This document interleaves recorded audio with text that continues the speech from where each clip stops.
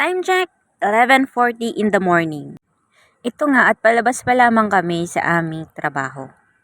Kadalasan nangyayari yan kapag marami ng gawa. At ito nga ay sasakay na kami sa elevator papunta sa baba. Sad to say, hindi lahat ng empleyado dito ay nakakagamit ng elevator na yan. Dahil from first to fifth floor ay naglalakad talaga sila. At magsaswipe na ulit ng ID para makapunta ulit sa locker. At ito nga pala ang aming locker. Ayan, lagayan ng shoes at ang aming mga bag.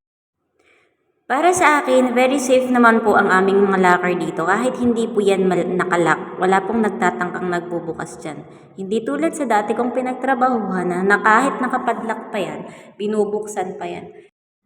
At ito na, maglalakad na kami papuntang B1, I mean underground. Ito ang underground, may machine dyan, may mga ano dyan, ayan, ATM machine. Kung may pera ka, sana all, pahingi.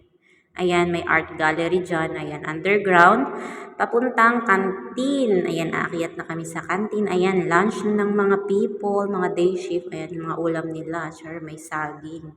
At ito na, meron pa kaming okay mart dito sa may canteen. May fruit stand. Ayan, lalabas na ako dito sa may labas papuntang dormitory. Actually, ito na yung bagong dormitory namin. Dati, doon sa may canteen, paakyat doon yung ating naming dormitory. Pero ngayon, ito na siya. So for our next vlog, papasukin natin ang aming dormitory na napakagandang dormitory na yan. Maganda nga ba? Abangan!